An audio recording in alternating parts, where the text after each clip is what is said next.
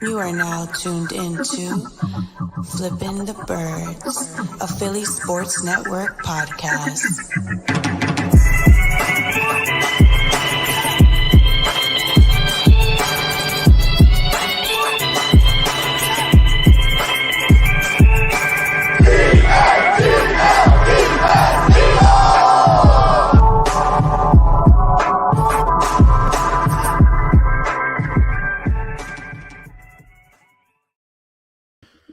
What's going on, Eagles fans? Welcome all to episode 138 of Flippin' the Birds. I'm Brian Cameron. He's Morgan Burkett, joined by Zach Ciavella. Ooh, you were on a hot streak. You were 1 for 1 until today. Yeah, Ciavella. You know what it is? Have you ever had a moment like, so when I speak Spanish, right? I think too much about what I'm about to say that I chop up my words terribly, so it sounds super broken. So I think that's what happens to me a lot with a lot of people's last names. Okay, gotcha. Yeah, I hear it. Is Morgan frozen? No, I'm good. I just didn't want to get involved. You know. Okay. I got no dog in that place. But... Morgan knows last name crimes. Yeah. How you guys feeling, man? It was nice little long weekend heading into a long season. Ooh, yeah, man. That was nice. Yeah, man. I feel like we all took advantage of the long weekend. It sounds like so. Yeah. I mean, it's just great. You know, like I don't know, like summer's over, but I feel like I have so many friends that summer's over, they get so down, and like for us, it's just like football season, man. Like it's just nice. Like it's prime. We just got something to look forward to. Fantasy drafts are all over the place. I'm busy. It's football all the time. So, man, we need to talk about something really quick because you spoke about fantasy drafts, and we need to talk about this epic 16-team league in PSN right now, where I call myself drafting players that I don't even think are going to make the field. Did I miss the draft, by the way? Yeah, whatever. You were bragging to try like, yeah, guys, can't wait to take your money. But did that that's true. Talking about not wanting to do a money league because he didn't want to take everybody's money. Yeah. That draft didn't happen yet, did it? It's Friday, right? Well, that's already happened. Definitely in that draft. Like I was gonna say, you were there, weren't you? No, I was not. That's my bad. Wait, you talking about? Did you auto draft? Yeah, I auto drafted. I haven't even looked at my team yet. Can we talk about auto draft real quick? Because it pisses me off. Yeah. The idea of auto draft, like, I feel like if somebody cannot make the draft, you should be penalized, in my opinion. You should not be granted the next best player available. Are you saying I got a nice team? Is that what you're saying, Brian? I have not looked at your team at all. I have not. I thought it was this Friday, to be honest. What's your team name? I had 2 at one point. I think my team's runner-up. So Eric said that your starter is Deshaun Watson. Yikes. Is it true? You got a B+ grade.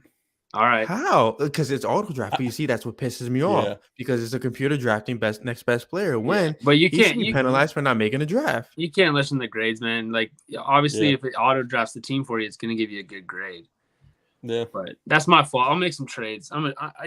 That's all right. Oh no, we're not doing PSN trades. Howie it up. Don't talk trades with Zach because Zach is just like Mr. Wheeling and Dylan. The fantasy baseball league, man, just like it. Yeah, God. But listen, fantasy starting. Everybody's doing their drafts this week or last week, whatever the case may be. To each his own. Wish you guys the best of luck. But we have to talk about the real season, the real thing that's right in front of us, and it's something that felt so. How can I say this? It didn't feel so exciting to think about 2 years ago. You think about the offseason 2 years ago. We're looking at Doug getting fired. We're looking at Carson getting shipped off. We're looking at Howie Roseman standing in the middle of quicksand, not knowing what the hell to do. Jeffrey Lurie hosting a like hour and a half long presser after the season, explaining why, they had to move on from a Super Bowl winning head coach. And fast forward, we're here, Howie admitting his mistakes, trading away Jalen Reagor, trading away J.J. Arcega-Whiteside, trading for A.J. Brown, signing Hassan Reddick, signing James Bradbury, drafting Nakobe Dean, drafting Jordan Davis, drafting Cam Jurgens because Jason Kelce said so. Like, what the hell's going on in Philadelphia right now? Because this is pretty damn dope, at least to me. How are you guys feeling about the season so far before we get into our predictions? Yeah, I mean, I think you hit it on the head. Clearly, we've seen a change of heart from Howie. But the one thing that hasn't changed is that they are really good at picking coaches, right? Like we know that obviously there was that kind of breakup with Doug Peterson after winning a Super Bowl, but there's questions about him after his first season as well, right? That wasn't necessarily the season everyone wanted, and Carson Wentz was up and down, and we weren't really sure. And then second season, lo and behold, he's a great coach, right? So I think that we're starting to see that whether or not Howie's a great evaluator of draft picks, and I think that probably what's happened is he started to kind of listen to the other people in the room, or maybe he's just shut out some outside noise. I know that there was times where he was drafting with 6 other voices in the room to 20 other voices in the room, right? Like, so I think that he's just learning from his mistakes, and it's again, just how well they pick their head coaches is really impressive. I think there was a lot of questions about Sirianni, especially after that first press conference, and then even throughout the season, with some of his press conferences, I think that the Eagles still held firm and believed in him and gave him confidence, and we're looking to reap the rewards of that this season. Like, I think they're hitting strides that are really important like early on, and we saw Jalen Hurts in a little amount of time in the preseason kind of show us those little steps we're looking at, and we talked about this on the podcast before that is what really is tangible in the preseason, and then those little things we did see. So I mean, it's another easy schedule, which is nice. Gives the chance to the Eagles to get their foot on the ground, and I think really what's the key is figuring out what the ceiling of this team is, because I think we know the floor, right? Mm-hmm. So I'm excited to see the ceiling of this team. It's a good way to put it. How you feeling about that? Yeah, I think Morgan brings up definitely a lot of great points as far as the floor of the team. Exactly what you said about Hurts is exactly the case, and that's we've seen what we're able to see. The kind of frustrating thing is that everyone wants to go ahead and just crown an answer one way or another. Is Jalen Hurts the next franchise quarterback for the Philadelphia Eagles? Does he definitively just not have it in him? And while I loved everything, and I'm sure all Eagles fans did, everything that we saw from Jalen Hurts in the preseason, it's only worth what it's worth, and it's enough to generate, I think, some excitement for being realistic. But considering that the season really is going to depend, as it always does, on how the quarterback plays, it gives me just excitement's definitely the word, but I really just can't wait to see what he looks like come the regular season action. But as far as Howie's moves and everything like that, it's insane. It's like the entire league is playing checkers and Howie's playing Madden. It's just with his ability just to be making all these moves, it's insane. Like it's fantasy football type moves. I mean, the Chauncey Gardner-Johnson trade, I mean, is and you understand why the New Orleans Saints parted ways with him in general, but to send him to Philadelphia and for that cheap package, it's amazing what Howie's been able to do. They have to put it all together on the field, of course, but this is, I mean, one of the most highly excited Septembers I remember heading into an Eagles season. Like, there's just the most excitement around this team, in my opinion. It's obviously, I'm not here saying Super Bowl, like some people are. Can they do it? I think that there's obviously a chance. That all, again, depends on Jalen Hurts. But I'm just excited to see how everybody plays, how Hurts plays, how the rookies look, because we brought in a lot of great rookies this season. A.J. Brown, all the new additions, seeing Brandon Graham come back from injury. There's so many storylines this season that are just going to be beyond exciting to look after. So there's going to be no shortage of drama, intensity, excitement each and every Sunday. Even during the bye week, we're going to have so much to talk about. I just can't wait for it all to start. Mm-hmm. So with that said, let's get the graphic up for the schedule. Let's kind of go into it, because I'm curious to know your opinions on the first couple. I think it's first nine games, in comparison to a lot of teams in the division. It's weird because I hate to jinx the Eagles right off the rip. I mean, but the first 9 games are fairly easy if you actually think about it. And by the way, shout out to our graphic designer Morgan, who put this together. He would not let me live if I don't give him credit for this. Yeah, I appreciate that. Yeah, I mean, I think that, there's a pretty straightforward litmus test in the first 9 weeks, right? Like it's got to be Dallas. I mean, that's what you're really circling. Obviously, you don't want to overlook any opponent, and we've talked about this before, Brian, as well. There's a couple of emotional matchups. So you're playing Carson in Washington, then you go see Doug Peterson. So there's a couple There's a of new added wrinkle of emotion because week 2 is Jalen gonna have Reagor. his fireworks, regardless of Right. anybody thinks. Like, you think Well, Jalen Reagor doesn't want revenge? listen, you look at those first 6 weeks. You have Deuce Staley in Detroit. You have Jalen Right. Reagor in Minnesota. Carson, Doug, Zach Ertz is in Arizona. Now Jason Peters is in Dallas. Right. I mean, That's insane. every single one of those weeks. Look at that. It's insane. Right. Yeah. Wow. So I think it's a good litmus test for sure. Pittsburgh by week 8. If you're getting Pittsburgh in week 1 or week 2, I don't know if you're really facing a good team. They're always going to have a good defense, but I think they got a lot to figure out. By week 8, they have a great coaching staff. Mike Tomlin is going to figure out like a way how to get this team, cohesive and on the same page and stuff like that. And they're going to win in ways that they have to win. Is it going to be a team that puts up 30 points? Probably not, but they're going to find a way to win. And by week 8, it's going to be a good team. Texans, man, like, I don't think they're a great team, but they're going to be a team that tests you, right? You can't come overlooking them.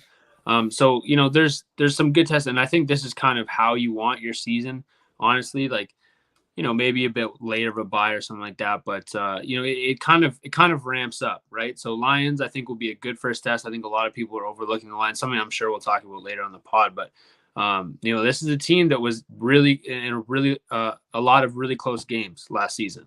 And for good reason. This offense is not afraid to take their shots and put up points. And DeAndre Swift is, a touchdown waiting to happen. And then this defense is much improved, right? And again, they're maybe a less talented team than a lot of other teams in the league, but they're well coached, and they don't give up, right? So I think that this team, if you let them hang around, they're going to give you, fits. And again, this is one of the things we've talked about for the Eagles for the last couple of years is they let teams hang around. They don't slam the door closed.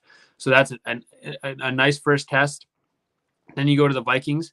I think they probably have a chip on their shoulder. A lot of people are overlooking them. They're, think of themselves as a perennial playoff team, and they just haven't had that kind of success. And then again, Washington. Then you go to Jacksonville. Who knows how Dougie's going to have this offense running? But you assume that Trevor Lawrence is going to take a big first step in his second year. And then you got the Cardinals. So I think that, it just ramps up just for that matchup against Dallas. And, as it's looking, as the way this division shapes out, that's a must-win game that early in the season. You got to beat Dallas twice if you want to guarantee you win this division. Yeah, I think that's absolutely correct. It always comes down to making sure that you can overcome your division, and Right. a large part of that is beating up on the weaker teams or on the division. But at the same time, you also want to make sure you have that advantage over who's expected to be there with you at the top. And that's Dallas. If you look at the two teams who are expected to be there at the top, it's Dallas and Philadelphia. I think given some of the recent moves that have been made by Philadelphia and also, unfortunately, some of the injuries Dallas has seen, Philadelphia seems to be the favorite to win the division, but you need to seal that. And the way that you do that is exactly like Morgan said, that's beating Dallas both weeks. And especially you want to get up on that right foot week 6. Then they're still not going to have Tyron Smith. If he plays at all this season, he still won't be playing by then. You really want to make sure that's a crucial game you take advantage of. I hate to say it, you kind of have to just take advantage of injuries as they come in general. And that's just kind of life in the NFL. So when you think about, and it's not even just injuries, but suspensions too. And I say that specifically thinking about DeAndre Hopkins is not going to be able to play in week 5 against Arizona. That's another matchup that you have to take advantage of. So as we look through this entire schedule, it is a relatively lighter schedule. We talk about the New Orleans Saints having their awards. Chicago is, what are they doing in Chicago? They just refuse to build around Justin Fields for whatever reason. In the past, the Lions, the Jaguars expected to be lower level teams, but really just like Morgan said, you can't sleep on anybody. You can't, you cannot go in, with the mindset that you are playing an inferior opponent, or you risk a trap game. That's just how it is. The Lions are constantly one of the highest competitive teams in the league. It's just as far as the energy that's put forth. And that starts with Dan Campbell. he expects nothing less from his players. So no matter whether or not the talent is there for them, they're going to bring the energy. And if you come out lackadaisical, that could easily spell trouble for Philadelphia. And then, like you said as well, the Jaguars could be a completely different team. They had one of the worst coaches in the history of the NFL last season in Urban Meyer. So you go from that to Super Bowl winning head coach Doug Peterson. And, people in Philadelphia laugh on occasion about Peterson, but he was a success in Philadelphia, albeit it ended the way that it did. But you match that with Trevor Lawrence in year 2 under a capable head coach, you're talking about a guy who could make a generational jump in year 2, especially with a healthy Travis Etienne running with him in that offense. So there's a lot of hope to be had when you look at the schedule and how light it can be, but at the same time, you got to go and you have to fight every week, and that's just the NFL. Each of the 17 games that you go in, you have to go with the mentality that this is a must win for Philadelphia, and anything less, there are so many potential trap games. Probably not Chicago, but Tennessee could be a trap game for you. The list goes on and on. There's no way to approach this other than with the mindset of we have to give it 110% every single time. And knowing how competitive Nick Sirianni is, I don't think he'll ask anything less of his team. I definitely agree with that. And I think the key thing with this team this year is going to be making sure that they don't leave any meat on the bone. They left a lot of good plays on the field last season, especially against the one matchup I always bring up is the Chargers. That was the game where it kind of felt like they had everything firing off. Jalen Hurts was looking like an actual franchise quarterback, and they just the defense blew it towards the end. So looking at the first 9 weeks, we'll split this up in 2 weeks. At 8:30, we'll be joined by Kent Lee Platte, Matt himself, who's actually the creator of RAS scores, and we'll discuss the Lions matchup. But for now, the first 9 weeks, to me at least, I don't see this team having more than three losses. And I say I'm on the border of 2 to 3 losses. The reason being is because again, the Vikings to me is a team that you don't sleep on. Justin Jefferson is one of the top wide receivers in the league. Kirk Cousins could still sling it as much as he wants, and he haunted the Eagles when he was in Washington. The Dallas Cowboys match is the most important match because at that point you have the opportunity to bury this team. If you have one up on the Cowboys in the division, if they have that one loss against you, you have the advantage for the rest of the way, and you don't have to face them all the way until week 16.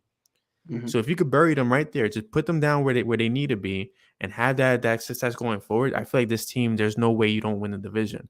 The third team that I'm very concerned about is like what Morgan said is week 1, and what Zach said, that the energy of the Lions is pretty damn contagious, and to see what that they're being held back and as this poor team, but Jared Goff is he's a very capable quarterback. He does have what's the kid's name? DJ Chark. They signed in the offseason, if I'm not mistaken, as well. Yep. So they have the pieces in place to make things happen. DeAndre Swift is one of the top running backs in the league. He's looking at a breakout season.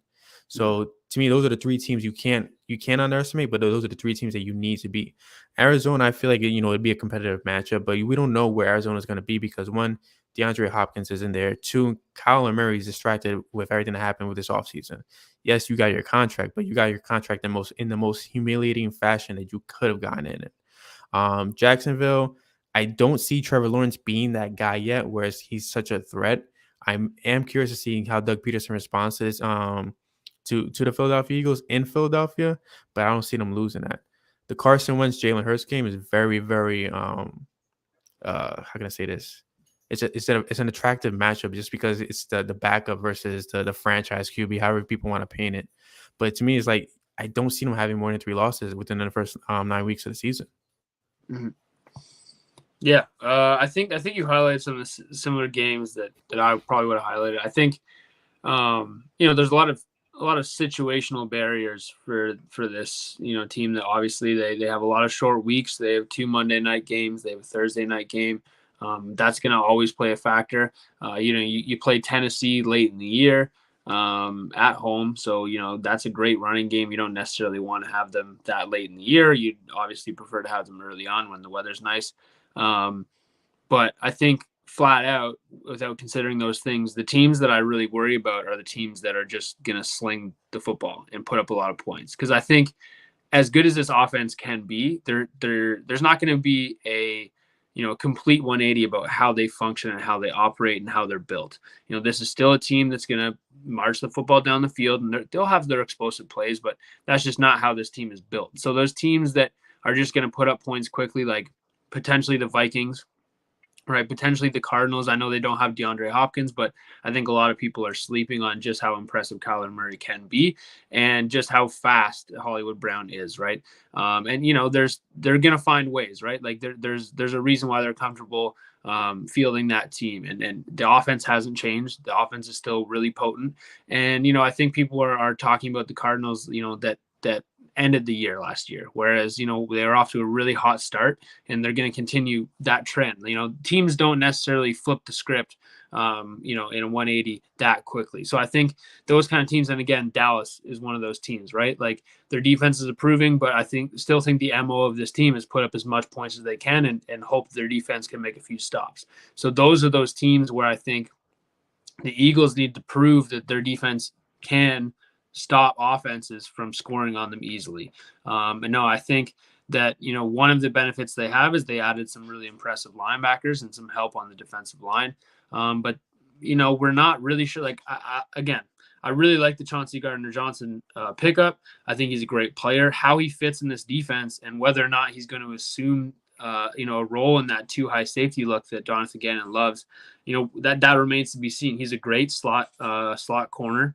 And he's great in the box. The one thing that he didn't get so much practice on is in that too high look. And then Marcus Epps, again, he's improved and he's definitely better than the Marcus Epps we've seen in years past. But there's still question marks there. So it's those teams that can kind of take the top off that I worry about, because I just don't think this offense is going to be able to put up 40 points consistently. Not because they don't have the talent, not because they don't have the ability to, but I just think the scheme, like that's just not how they want to play. And I don't think that's how Sirianni wants to play. And if, you go back to even his time at the Colts, like this is an efficient offense. They're going to run efficiently and they're going to take the shots when it makes sense to take those shots. But I don't think that's how they want to win. That doesn't mean they can't, but it's those teams that are going to give you trouble if your defense can't make stops. So I think you're right. You highlighted the right games, the same ones that I would have highlighted. And, the Lions, they might, keep in the game, but I think this is kind of more of a Falcons matchup. I think they come out swinging week one. I think they want to put the league on nose. And ironically, what I will say too is that I think the Super Bowl kind of screwed the Eagles in a way with these like early season, favoritism. Cause I think that a lot of people are underestimating how good the Eagles are. And I think that a lot of people understand how good the Eagles are when they're underestimated. And so a lot of these people are saying that the Eagles are going to be Super Bowl favorites just based on that. And then that's, flipping the script. Ironically, now they're not underdogs anymore. So I think that narrative is really interesting.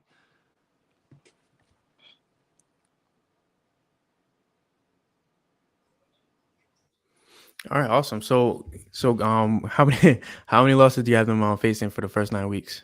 Me? Yeah. I'd like to say one. I think they can come out of the first 9 weeks with one loss. That's bold. It is bold, but I think that's the case. Now, where that loss comes, I think Dallas is someone I worry about. But I think that people are overestimating how good Dallas is. They lost a lot of pieces. I don't think Jalen Tolbert's any replacement for Amari Cooper. I like him as a prospect, don't get me wrong, but they lost a lot on that offense. Michael Gallup's not healthy. So, we're facing them at a good time at home, right? So I think that, I think the Cardinals could be a trap game. I also think the Steelers week 8 could just eke one out. But the Vikings as well, it will be a good test. And honestly, who knows how good this Washington offense is going to be? They have some great receivers.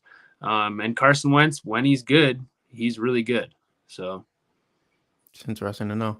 All right. So, we have a couple minutes before we can to discuss the Lions and Eagles matchup. Who wants to go first in the season prediction?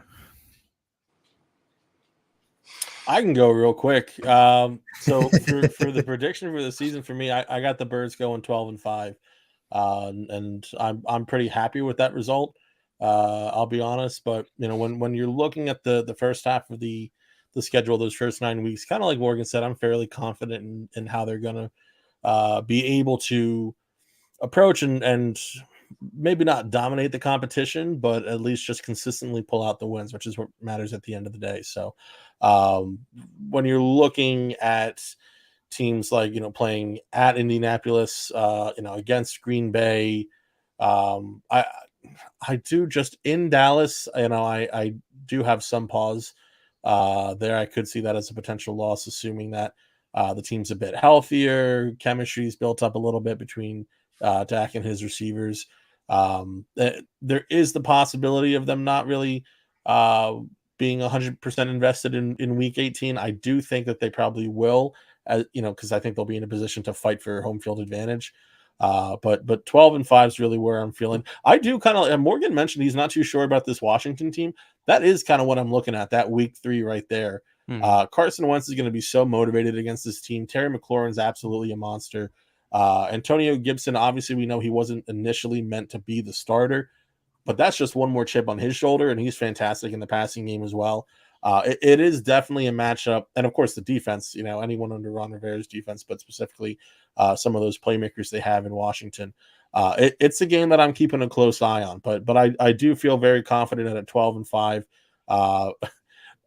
Could even be better if I'm being honest. If I had to go to 13 versus 11, I'm leaning towards 13 before I go to 11. So it's feeling like a pretty good year for me with the Eagles. You want me to go next, Brian? Yeah, might as well. All right. I think I have 13-4. Damn it, I should have went. Sorry. And I'll even take it a step further. I think that fourth loss is week 18 against the Giants because it doesn't matter. So I like looking at the schedule and looking at this team again, I'm generally kind of I wouldn't even say the voice of reason, but I hover around the middle, right? I don't want to be too confident or too underconfident, but I think this team's got a lot to prove, man. And I think that they just keep making good additions. I think that a lot of the talk has been on the on-field play, but this locker room has some incredible people in it. And I think that that's going to play a huge factor. Tennessee's a tough one. Green Bay's a tough one. The Colts, I think, are another tough game. I think that one's going to be emotional. And the records of coaches facing their mentors, right? And so I think that might just be a case of Frank Reich having Sirianni's number. That defense is going to know what they're looking for, right? And so there's that factors in. I have a big question mark around the Saints. I like Jameson Winston, man. Like he looked pretty good last season, and if he's getting back, I'm so tired of hearing about the Saints this week. I'm getting so fed about it. I mean, I'm so tired of it. Here's the thing: they're a ceiling and a floor team, man. This could be a really tough team to play, or it could be a cakewalk, and it really just depends on how healthy they are. The Eagles offense have had their number for a couple of years now, and they've kind of come in as the number one defense and really good against the run, and the Eagles run all over them. So I think that that plays a factor. But week 17, man, it might matter a lot more for the Saints than it does the Eagles, and so they might come out firing. So I still think it's 13-4. I think the 3 losses are probably to a combination of the Titans, Colts, and Green Bay, and then kind of like a trap game here where the Eagles just don't come prepared. But I think that'll be a wake-up call, and I hope that happens kind of earlier in the season because I think that the Eagles will need that. I think that they will kind of get high and mighty. They are still a young team, so I think that trap game might actually, play its role in how good they are this season. So before I give my prediction, before we bring Ken on, I just want to give a huge shout out in the chat really quick because Eagles superfan Nina Alston is in the chat, and her grandmother, if you've seen her her Twitter, her grandmother's always dancing to Janet Jackson in her Eagles gear. I respect that on a whole nother level. It's phenomenal. So definitely shout out to you and your family, Nina.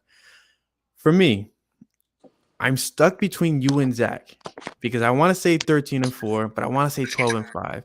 Just because of week 10 all the way to week 14 to me it's a mixed bag of issues. Week 10, if you're facing a Washington team that's firing off on all cylinders, then it's gonna be a pretty competitive game, especially with that defensive front. Then week 11, you mentioned mentor versus Jedi versus Padawan, point blank. Week 12, we don't know where the Packers are gonna be. We have no idea if Aaron Rodgers can actually carry this team by himself without having a stud receiver. Week 13, you have Derrick Henry. You have a ground and pound offense that could probably wear down his defense. Then week 14, you're talking about leaving those 4 games and heading to a possible trap game with the Giants, where the Eagles could either be on point or they could be falling apart and just, still feeling the effects of those past 4 games. But my gut is telling me 12-5, and my gut is also the 1 seed. So I think they finished with a 1 seed. I also think they finished 12-5, and we host a playoff game for the first time since 2017. I like it. Hopefully one of us is right. I mean, it has to be at least one of us, right? Right. If not, hopefully it's even better. Yeah, there we go. A little 14-3. But yeah, so yeah, that's our schedule predictions, and definitely hold each other accountable for that. I think maybe we'll write it down in the background and kind of see who wins at the end of the season. Me and Zach picked the same schedule. But I did say 1 seed. I don't know if that gives me an advantage or not. That would be the tie break. Okay, there we go. We can do it. All right. So yeah, now on the show, we're gonna bring Kent Lee Platte on, who's gonna help us preview the Eagles versus the Lions, and we'll also be going over his RAS scores for RAS scores for the Eagles as well as Lions players. So let's see, Mr. Math Bomb himself with the epic mustache. What's going on, man? Good times, man. I'm a little bit under the weather, so I might be a little bit raspy, but glad to be on with you guys. It's all good, man. We appreciate you coming on. It's your second time in on the show. It's been It's been a couple of years, I think. It's been a minute. Yeah. So definitely thank you for coming on. Anytime. First and foremost, just because new viewership and it's been a while, could you kind of explain to everybody what the RAS scores are and how you've been so accurate at this, because you've been used as well on several platforms when it comes to the analysts looking at these players. Yeah, I started. It's RAS stands for relative athletic scores. The R is the important bit. It's relative to the player's position and up until their draft year. So what we do is we take player metrics and we compare it to every player at their position from 1987 all the way to the player's draft year, and we put that on a scale of 0 to 10. Everybody can understand 0 to 10. And if you can't, it's stoplight color coded. So you should be able to understand red, yellow, green. We got everybody covered with that stuff. It takes all those numbers and it puts them all together and gives everybody a final score. And then that score is compared again to every player at that position from 1987 to the player's draft year. And we put another score, 0 to 10, just to give an overall idea of athleticism. I didn't like how we started using all these hyperbolic phrases, saying things like, "Oh, this guy's unathletic, this guy's quick but not fast," and it doesn't really have any meaning to a casual fan. Nobody really gets what those things are, and if they do, it still has no meaning because it's just a random phrase with nothing behind it. But RAS puts a number on it. So if you have a player that we say is slow, and I can show that he's 26th percentile, which would be a 2.60, that's meaningful because now we know that not only that he's below average in speed, but about where that falls. If a guy's not as fast as we'd like, but he runs like a 4.6 at a running back is just a little bit above average, just barely above average. And people like to call that slow. Well, it's not really slow. It's not great, but it's not really slow. We've seen slower guys, but it puts that context out there, and I think that really helps get a good idea of what these players bring to the table. What's really been fun is seeing the guys that don't score that high, but they still have one or two elite traits that really stand out when you're watching them on tape. Cooper Kupp from the Rams is a really great example of this. He had a score about 5, almost dead average. But his agility drills were fantastic, and that really shows up on tape. So is he unathletic? I mean, yeah, if you're looking at overall athletic profile, he's going to be an average athlete. But is he a bad athlete? Absolutely not. And you can show that and you can explain that in a meaningful way. Mm-hmm. Yeah, I mean, you've seen how important analytics have been, especially over the last couple of years, and how important it's become. It's almost interwoven with, how we, look at prospects, and, the draft is one of my favorite things. It's one of my favorite times of the year. And so I was hoping maybe you could kind of just talk about, that idea of, when you're looking at starting these things, what made you think, analytics are are kind of the future, and I need to be able to quantify that. What was the light bulb for you when you decided to start the RAS scores? Well, I like having numbers behind anything, and when I don't have information, I want to go look for it. And I was really surprised that information isn't out there. There really isn't anything out there that says this is how all of these guys tested. You can find all that stuff individually, but it doesn't really compare. It doesn't have any kind of comparison, no context to any of it. It's just raw data. It doesn't really mean anything. And because that's just the way I'm wired, if that gap exists, I got to fill that. I got to find a way to make that work. So over the course of a couple of years, I put that together. I started in earnest in 2013, finished it in 2017, and it's only changed, I think, once, maybe twice since then, just to tweak a couple things to make it a little bit more accurate. But it's generally remained unchanged. And now, as pointed out in chat, I got the mustache to go along with it. So we got to keep everything looking pretty too, which is also why I mentioned to you guys before. I've been redesigning the website and redesigning the cards. So we got new ones coming out now. So you'll be seeing me posting a lot more. I've been on kind of a mini hiatus from this stuff because I've been doing design work on the back end. But hopefully it'll look a lot better and we'll be able to do a lot more cool stuff with it. Well, to me, it looks amazing, especially the one Eagles graphic that we have that looks phenomenal because it's all green. It fits perfectly well. So, guys, if Zach or Eric, can you guys get up the Jordan Davis graphic? And this is phenomenal. I mean, we all, I feel like it was so expected for the Eagles to draft Jordan Davis.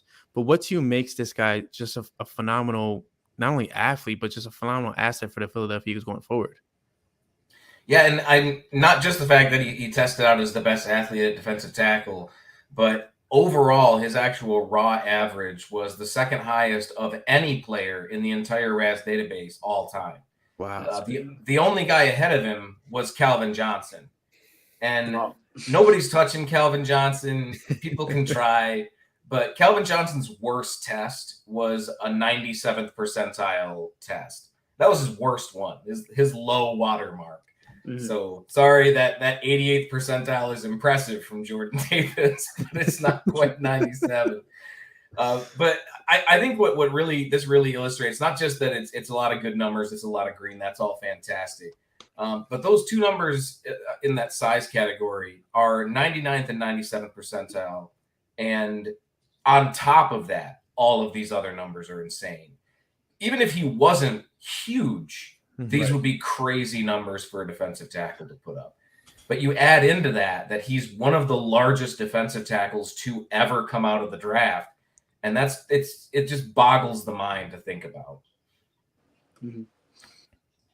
I mean, obviously it's hard to beat Calvin Johnson, but, another very athletic player. And I think Aiden Hutchinson, another thing too, is this accompanies his intelligence. He's a very intelligent player, knows the position, but when you can supplement that with this athletic profile, obviously the weight category is a bit undersized, but again, I think he makes up for that in just how intelligent he is and how quick he is to the football.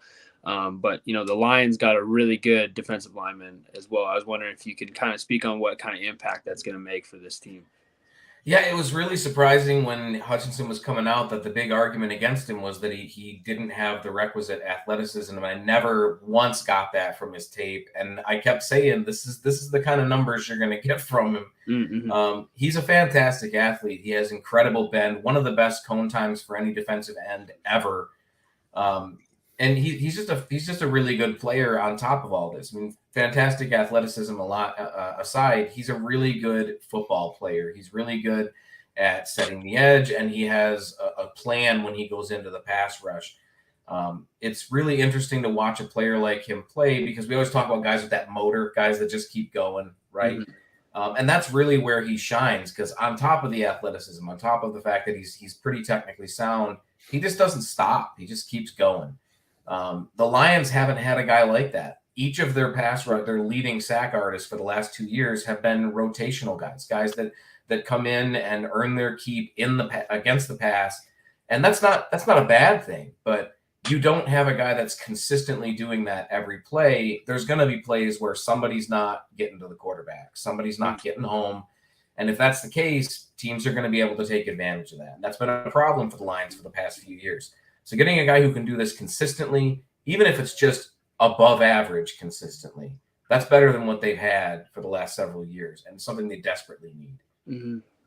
I mean, he seems just like a Dan Campbell kind of player as well. You know, someone that never gives up the lines. You know, we were just talking about how they've been in so many close games, and how they were last year. And I don't know, it just seems like it was the right kind of pick. But you know, another kind of part of that defense that's been getting better, and I think is an underrated position group on the Lions is that linebacking core. You know, and they obviously add Rodriguez as well. Yeah, Rodriguez is a 6th-round pick, and he really came out very unheralded in this draft class. But he blew up camp, and it's kind of incredible when you have a guy with this kind of raw athleticism who doesn't get any buzz nationally. His tape was all right. It was probably a little bit better than where he was drafted, but I don't think that he's some huge steal the Lions got in the later round. I mean, he could. I'm hoping that he is, and I'm hoping that he plays way better than that. But as far as what we knew at draft time, I don't think it was one of those types of situations. But I mean, 10. He got a 10 right there in the bench because he has the 36 reps is the best for a linebacker since 1987. For a little guy, for an undersized linebacker, that just tells you, there's a little bit of chip there for a guy that's trying to make a mark. The reason I wanted to highlight him to you guys is that the Lions linebacking core is pretty poor. It's one of the weakest cores in the league. And they've given him a lot of opportunities. There's a very good chance that of all the rookies that we see on the field, Malcolm Rodriguez is the guy that gets the most play. I expect to see him quite a bit, assuming, of course, that everybody stays healthy. Always got to throw that caveat in there. Yeah. But I expect to see him quite a bit. And if he's been playing the way that he has in camp and in the preseason, they might actually have something in a later round pick. Now, I wanted to ask you too. I think one of the things that always benefits the linebacker play is a better defensive line. But also, that's going to be supplemented by the secondary. So what do you think is going to be the key for this defense to take that next step? You talked about their linebacking core. Again, they weren't very good last year, but I think they've got some pieces. Anzalone as well looks to kind of take the next step, and he can be a tackle machine. So what do you think is the key for this defense to take that next step? It's going to be the back end. They've had a lot of problems getting their cornerback situation figured out. They've had a lot of problems getting their safety situation figured out. Tracy Walker is one of those guys who's not necessarily a household name, but he's a very good safety, and the Lions did not let him leave in free agency. They brought him back and made sure that he stays home. They brought in Deshaun Elliott. They drafted Kirby Joseph. They moved Ifeatu Melifonwu from cornerback to safety. They've been addressing the safety position a lot in the last 2 years. And a lot of resources go into a position, so you got to start seeing some returns, right? Mm-hmm. We're only in year 2 of it, but if that safety core doesn't hold up, that defense isn't going to hold up. If it does, as bad as the defense looked on paper last season, the defense is what kept them in games. That's what kept them in all those close games last year. It doesn't look like it when you're just looking at stats, but the reason the Lions were competitive was because of their defense. And if that safety group can hold up, this defense could make some waves this year. I don't think they're going to win a whole bunch of gains, but I think this really sets them up for 2023 if that safety group can hold up. So you mentioned putting a lot of resources in one position, and that's something that the Eagles have done this season. They put a lot of resources in the wide receiver position, and you graced us with the card of my favorite acquisition this offseason, in AJ Brown.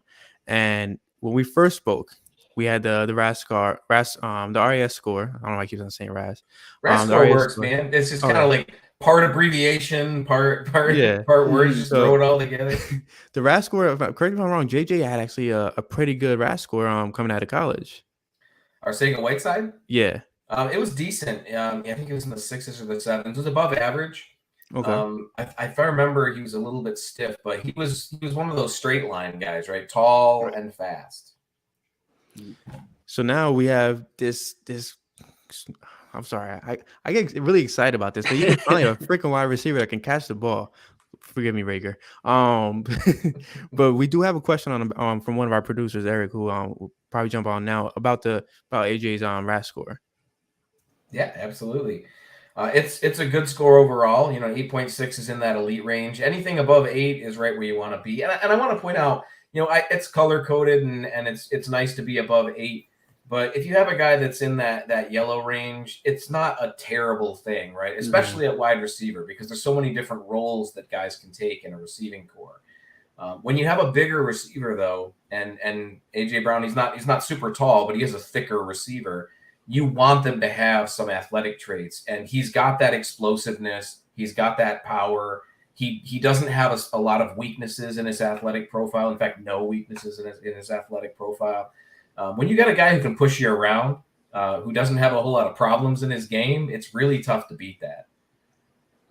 You saying nah, man, too much yellow. Too much yellow. I don't like it. I think he did something too. I think it should be so green it's like Excedrin green where you get a migraine if you look at it. No, it's fine. That seems fair the way you explain it, actually. So yeah, I thought the same way, actually. Yeah, it's great to have all the elite traits, but I think it's better to have few weaknesses than it is to just have elite traits, because the weaknesses are where teams are going to get you. That's where people are going to find ways to beat you, is finding ways to exploit the problems in your game. So if you just don't have any of those, you're good to go. Well, I mean, I think we haven't, we don't have that score up. I don't think Devontae Smith, but the pairing of the two with AJ Brown and Devontae Smith, obviously having that well-rounded receiver is going to allow for him to take a lot of different roles in this offense. And this is something that as Eagles fans we're really excited about. But I think that the rest of the league is kind of on notice about how good the Eagles could be. So just from an outside perspective and talking about this matchup with the Lions, I was wondering what stood out to you about this Eagles offense. The Eagles have a pretty good. I mean, the Eagles offense has always been about the offensive line for me, and not just because of the athletic testing, but let's be real, the athletic testing is always going to be a big part of what I talk about. Sure. And the Eagles have been fighting with the Colts for almost a decade to have the most athletic offensive line you can possibly get. Mm-hmm. And the Eagles have been winning by a little bit, mostly by cheating. At one point, they had two different guys that had 10s on their offensive line. But the important part to take away from that is the Eagles have never shied away from making athleticism a focal part of their offense, a focal part of their defense. They understand that athleticism is where you build from, and you can win against teams with that. I mean, look at their draft class this year. None of the players that the Eagles drafted were below an 8. All of the guys were above an 8. I think they might have done that last year too. Let me check. Yeah. Davion Taylor was one of those where he just sheer athleticism, had only played football for a couple of years, and they love athleticism, man. And when you have that, it's tough to beat. The Lions haven't had that. All three of the last 3 coaching staffs have had these weird things where they try to be smarter than everybody else, and they'll take a risk that nobody else would take. And the Eagles don't do that. The Eagles are just like, look, we're gonna be smart about this. We're gonna play the smart game here, and just take guys that we know are gonna have the traits that can beat our opponents. And they've done a really good job of doing that over time. And that, again, just basing it on this last draft class really highlights the fact that they're not messing around. They're not going out into this thinking, oh, well, we can try to beat them with finesse, and we can try to beat them, by being a smart football team. They're like, no, we're gonna get guys that are bigger than you, that are faster than you, that are stronger than you, and we're just gonna punch you in the mouth until you fall down. And that's a good strategy. It's worked. It's worked in the past. It sounds like something that Dan Campbell said last night or something to his team. It's about eating some more kneecaps. Yeah, he's a weird guy, Dan Campbell, and he's actually a pretty intelligent guy when it comes to the football stuff. His opening statement when he was hired by the Lions was full of all this great information about how he wanted to build the team and where he stood from a philosophical standpoint, the types of players he was looking for. It was fantastic. And then he said he was going to bite some kneecaps, and you're just like, that's the story. Yeah. Doesn't matter what else you said at that point. That's the only thing that's going to stick from here on out. Sounds a lot like planting flowers or whatever we got from Sirianni. Gardening. It was the gardening, right? The roots. Yeah, something about gardening. But the rest of the interview was fantastic. And again, you got that clip, right? So that's where the media is going to go crazy. a lot of fun. It's actually a really good big breath of fresh air. And folks outside of Detroit probably don't realize this as much, but Matt Patricia, on top of not being a very good head coach, but he wasn't very well liked. He was very abrasive with the media, with the fans. He didn't have a very good fan-centric look. And the fact that he was losing on top of that just made things worse. And Dan Campbell made up a lot of that goodwill pretty much immediately coming into Detroit. So there's a lot of excitement both outside and inside Detroit. But whether or not that comes into wins, at least it's fun. Yeah, absolutely. It's enjoyable. So to kind of piggyback off the Patricia talk, so with Darius Slay, I kind of opened up to it a little bit last season, if I'm not mistaken. So I'm guessing it's all true how he actually, kind of just belittled his players.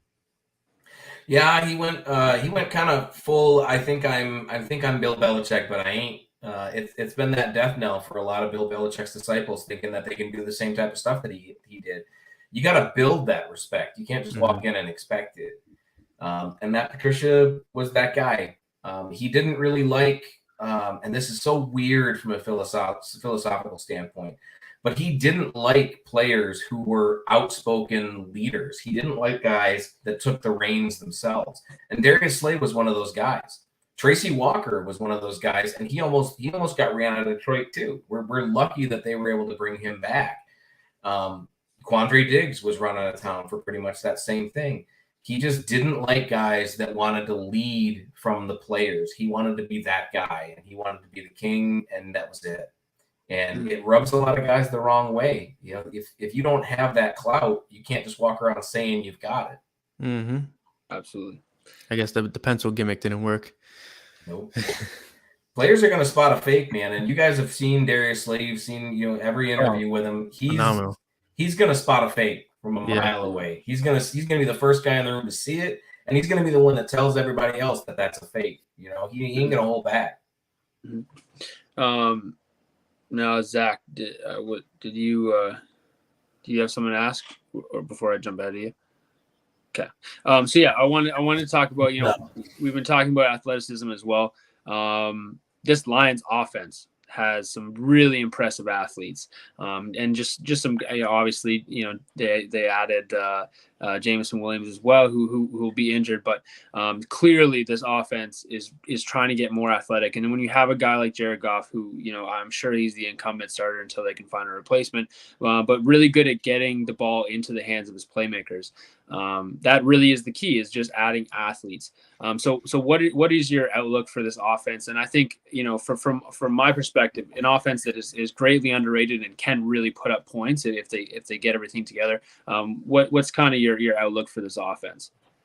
Yeah, the worry about this offense is that it could be a house of cards situation, because they've had injury issues in the past, and that's already starting to bite them. They lost Halapoulivaati Vaitai already for the first 4 games. Mm-hmm. It's unfortunate that they could have a top 5 offensive line in the NFL, but they might never play together because there's always somebody who's hurt at any given time. But you mentioned the athleticism, and it's one of the biggest differences between him and Matt Patricia when it comes to the offense is getting faster. Mm-hmm. He brought in, you mentioned Jameson Williams, one of the fastest players in the draft. He brought in DJ Chark, who's extremely fast. Right. They went out of their way to get faster on offense, and they're really not playing around with it. The only slower receivers that they have currently on the roster are Amon-Ra St. Brown and Quintus Cephas. Both of those guys are very physical guys. They're good route runners, and they're explosive. Yep. They aren't fast, but they're explosive. It's that short area quickness that we like to talk about. Mm-hmm. They can get open in a small area and get that ball, which plays to the strengths of Jared Goff. There aren't a whole lot of those, so play to the strengths that you do have. Right.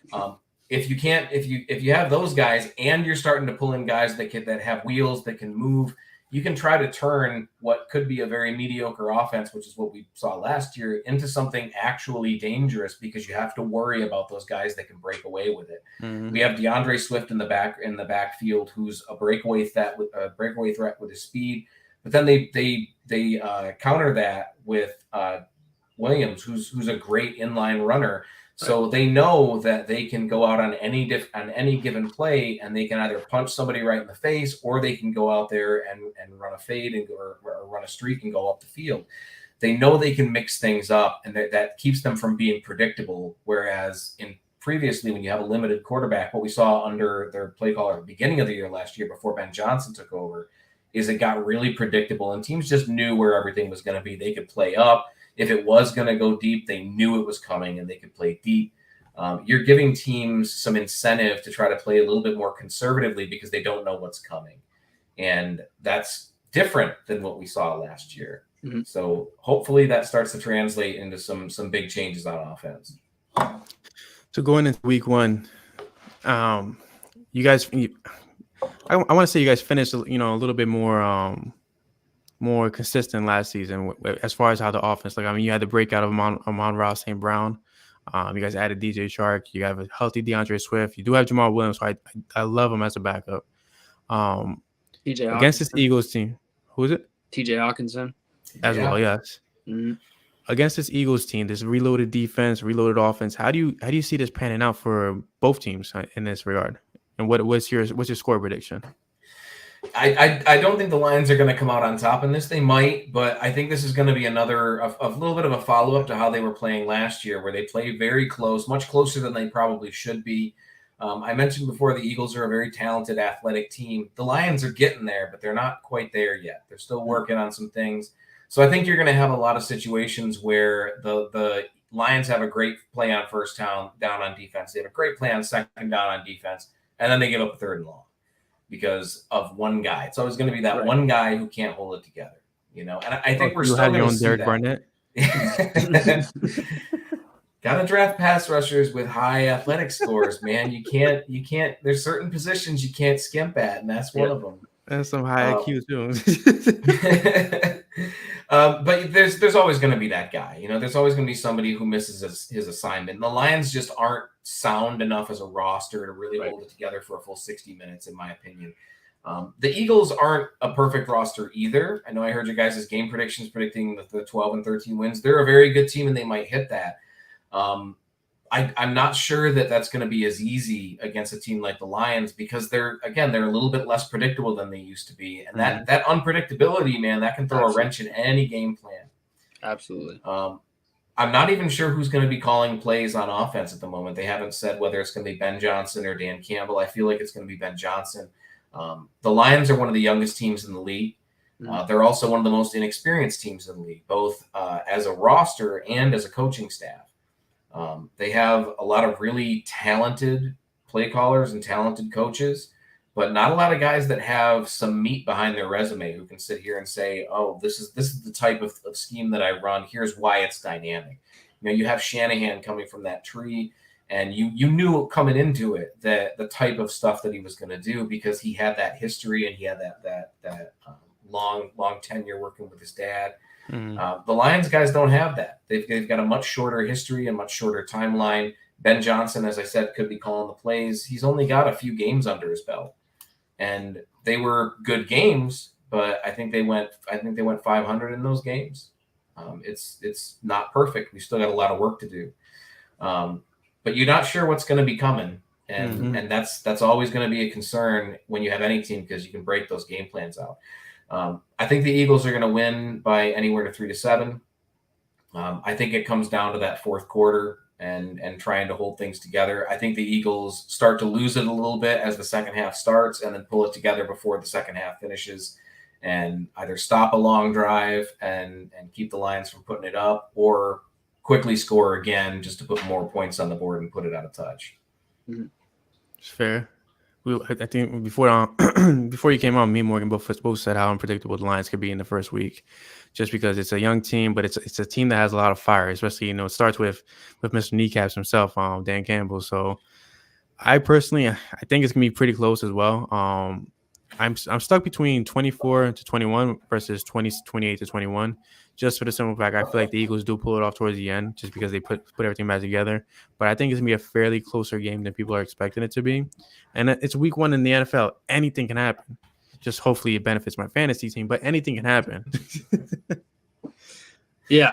I mean, I think you're kind of all echoing what I think as well. Is I love that clip. I think it's from Hard Knocks where they're talking about Jamal Williams and how how he's just a different person when you let him wear his anime do-rag and SpongeBob do-rags and stuff like that. And I think with such a young team, the key really is just finding that identity. And it's a pretty scary Lions team if they can find their identity early on. Now, listen, are they going to be a playoff team? Probably not, but they already gave some teams fits. And this Eagles team has a lot riding on this game, right? Like they are already being predicted to be in the Super Bowl, and by PFF, by this person, by that person, and I think that's pretty far. Yeah, well, I think it's pretty far fetched this early in the season, but I think again, like I talked about, I think that people know what the Eagles can accomplish as underdogs, and I think people are overlooking them. But that being said, I think the Eagles, also being a somewhat young team. With the older pieces, granted, they can also overlook, teams like the Lions. And I think that DeAndre Swift is a nightmare, and he could be the turning point of this game. If he gets it going, that is the guy on the Eagles or on the Lions that the Eagles really had trouble with. And he's not going to get any worse. He's only going to get better. He's still young. He's still explosive. You talked about Amon-Ra St. Brown. Like if this team had Jameson Williams starting week 1, I would be terrified. I think that this is a team that again, just play into the Eagles' weaknesses. The safety position is a huge weakness. If they can get the top off and keep a lot of players in the box, worried about DeAndre Swift breaking one big, it could be a tough game. Now, that being said, on the offense, I think that this defense, the Lions defense could be a lot better. So I think it will be a close game, but I think that it's going to be, who can score the most points. So I think probably 34-28. I just think the Eagles defense has a lot to figure out. They got a lot of new pieces. It's going to be who can make those stops. And I love that narrative where I think the Eagles, maybe come out hot in the first half and then slow down coming out of the second half. I think that's probably exactly how it's going to go. It's just what the score is at halftime. If the score at halftime is 17-14, it's probably closer to your two predictions. And then if it's if it's a bit higher at halftime, it might be in the 30s. But I think we all kind of nailed it on the head. I think that's how the game's going to go, and it's going to be exciting when either way. There's a lot of new pieces on both teams, so I'm just fired up. Well, I got to give you, if there's anything I've learned as a Lions fan, is that halftime score doesn't mean as much as we'd like to think it does. Sure. Yeah, absolutely. It never does. Not anymore. Only in Madden, at least. Only in Madden. No lead is safe. That's the biggest problem we have. But Kent, we do want to thank you for coming on. We thank you for gracing us for your second episode with us. If you don't mind, for the new viewers out there, if you could just tell them where to find you and where to follow you at. Yeah, you can find me anytime on Twitter at MathBomb. I'm usually on talking about football. Because I'm launching the new Raz cards, I'll be on quite a bit more than I have been over the last couple of months. Obviously, draft time, that's my jam right there. Mm-hmm. You can find my website at ras.football. Should be pretty easy to remember. Or just look up relative athletic scores, and you can usually find it that way. I also run the mock draft simulator for Pro Football Network, so you can always check that out at profootballnetwork.com/mockdraft. Go be your own GM, do some drafts, tell us why our rankings are wrong so I can go get yelled at for a bit. It's always fun. And just have a good time, man. Enjoy some football. I'm excited for this stuff to start up again. Yeah, absolutely. It's an exciting time. It's like Christmas all over again for us. Oh, yeah. Absolutely. That's the only thing we have to look forward to these days. But yeah, guys, we thank you for joining us today. We're Flipping the Birds. I'm Brian Cameron. He's Morgan Burkett, joined by Mr. Math Bomb himself. We'll see you guys next Tuesday. And use this one. Yeah. Go Birds. I got it. Go Birds. Go Birds. Go Birds. Okay. It's starting. Yes, sir. I'll get it.